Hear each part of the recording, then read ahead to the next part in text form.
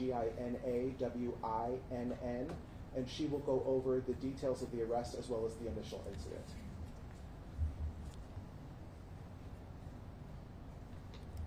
Good afternoon. Thank you all for coming. We did, like Jose Santiago said, we wanted to provide an update on the murder of Irma Rivera Martinez. First and foremost, we want to offer our condolences to the family. There is no justification for such a heinous and senseless act.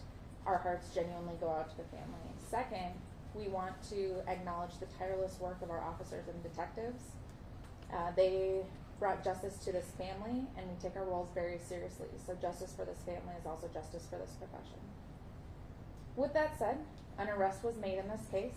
The suspect has been identified as 20-year-old Mohammed Hussein Atayi. I'm going to discuss a little bit about what happened and what brought our detectives to identifying Atayi as the suspect. On April 21st, at approximately 9:19 p.m., our officers responded to the Chevron gas station located at 51st Avenue in Glendale after a clerk had called police saying somebody had been shot.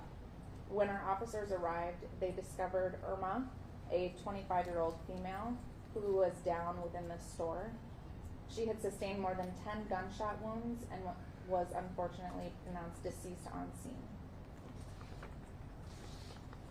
In speaking with the clerk, they advised the subject who had caused the shooting was wearing all black as well as a black mask and entered the Chevron, walked up to Irma, and fired approximately 10 shots in Irma's direction.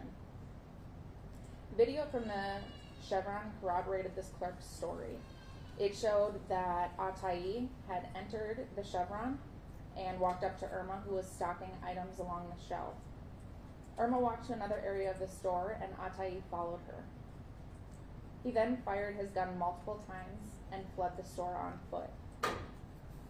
Atayi was wearing really distinctive clothing in this case, which included a dark face mask and a pair of shoes which appeared to be old school flame shoes by Vans. They are a black and white shoe that have flames on the side of them.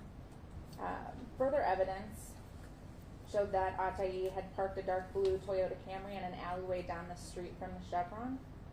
He's seen exiting the vehicle prior to the homicide, and he returns to the vehicle after the homicide with a gun in his hand.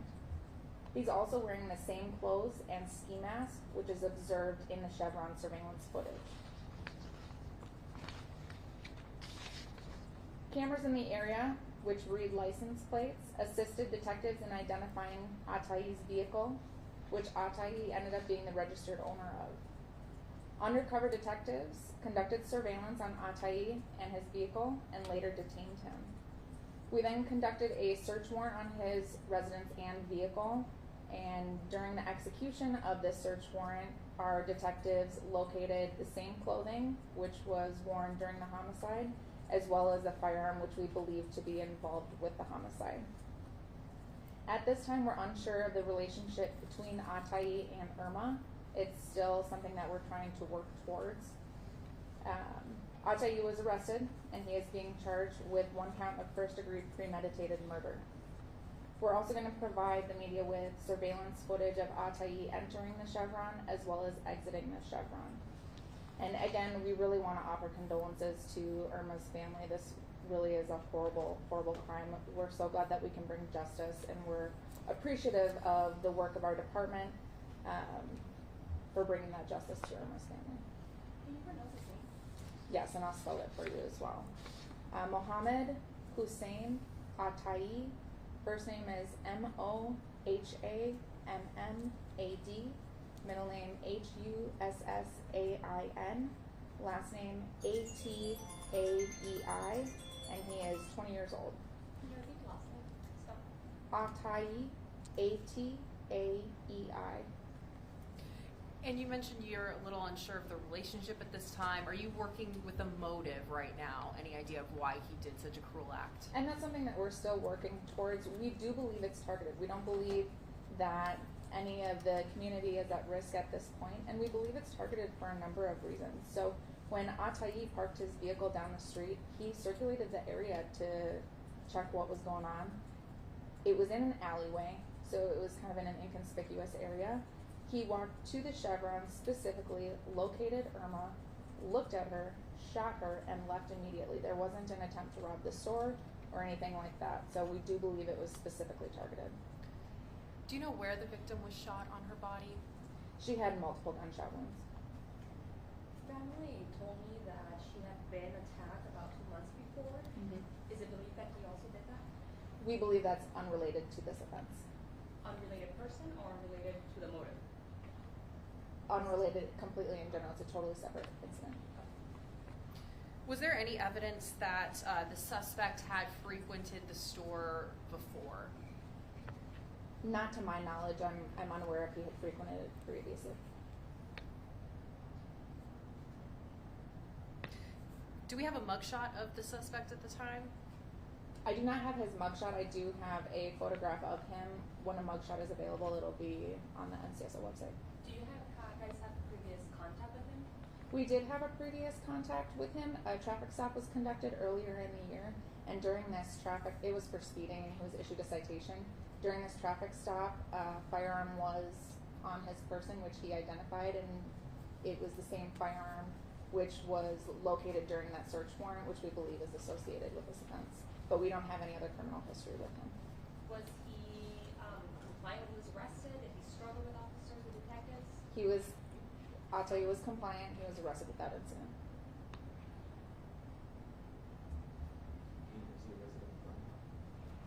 He is not.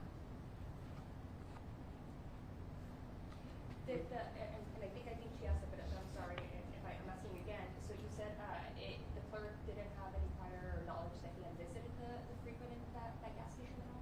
I'm not entirely sure if he had frequented it. He's familiar with the area, so it's quite possible that he had been there previously. So he's familiar with the area but doesn't reside near the area? That is correct. And no evidence that he has any ties to the gas station otherwise? No friends who are also employees of there or anything like that? Not to our knowledge at this time, and it's obviously things that we're going to follow up on. However, we can say that he is familiar with that area, so it is very possible that he has been to that gas station before. And again, he was found connecting to this crime with the videos showing his car, and then the search warrant also showing clothes that he wore during that crime and the weapon as well.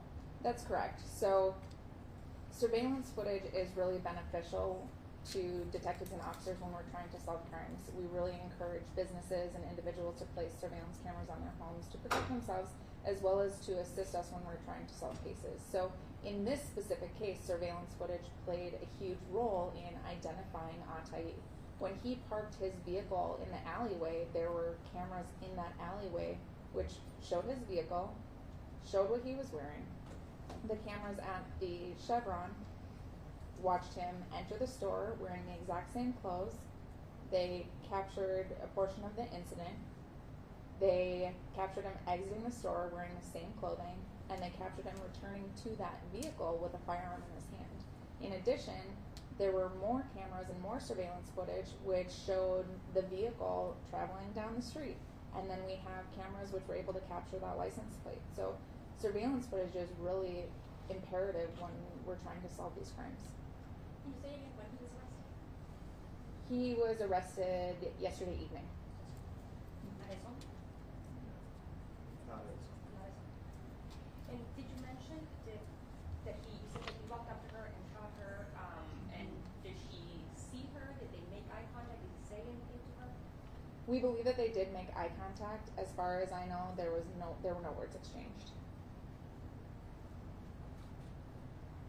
I think it's really important to stress here that this was a really violent attack on this individual. This was most definitely targeted.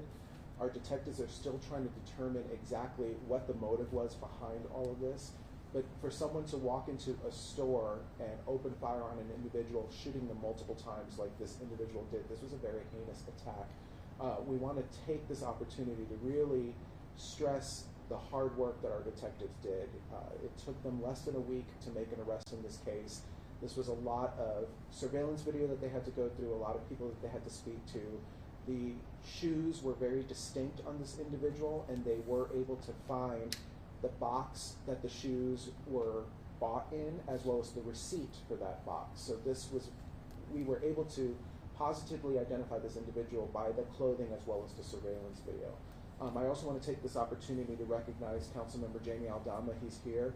I think he would like to say a couple of words to you as well.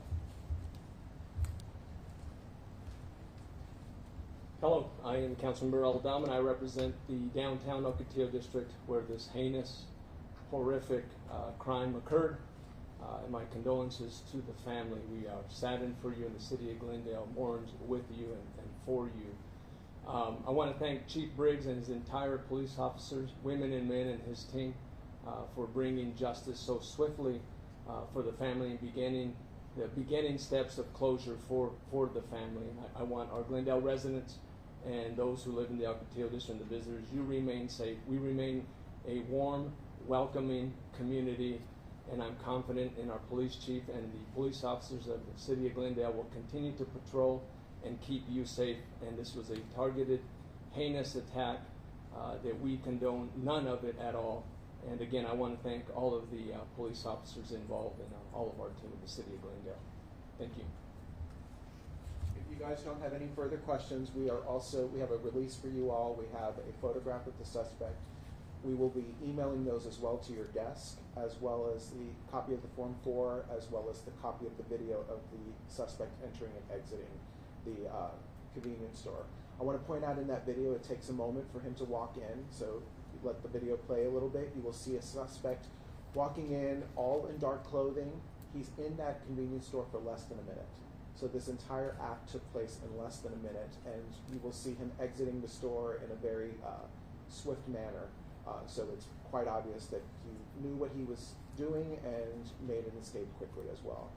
We want to thank you guys also for all the coverage that you guys have provided in this case. It certainly helps when you are able to provide that information to the public and show that we can get information that we need from the public to get this person out off the street. Thank you again.